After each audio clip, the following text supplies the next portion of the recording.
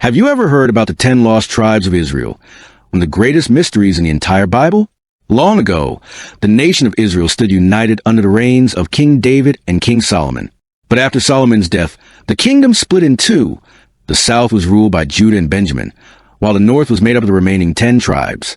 Then history took a dramatic turn. Those 10 northern tribes gradually vanished, leaving behind one of the deepest mysteries of Scripture.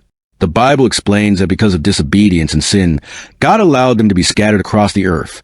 In 722 BC, the Assyrian Empire invaded the northern kingdom, took its people captive, and dispersed them throughout the land. From that moment on, their identities slowly dissolved into surrounding nations, earning them the title, the 10 Lost Tribes of Israel. But here's the question. Were they truly lost, or are they simply waiting to be revealed in the last days? Across centuries, many groups around the world have claimed descent from these tribes. The Ethiopian Jews, Beta Israel, who trace their lineage back to the tribe of Dan and remarkably preserved ancient Jewish traditions despite centuries of isolation. The Bene Israel of India, who believe their ancestors were shipwrecked on the Indian coast during the Syrian exile.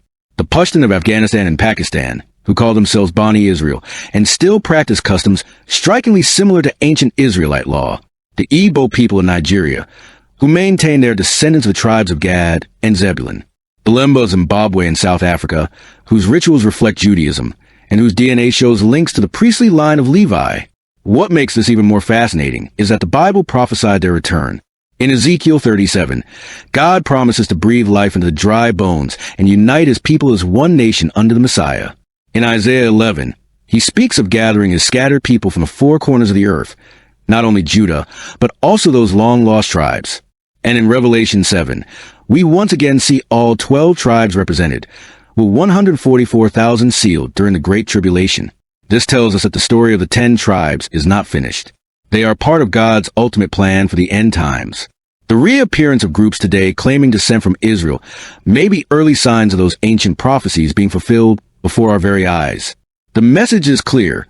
God never forgets his promises. Even after thousands of years,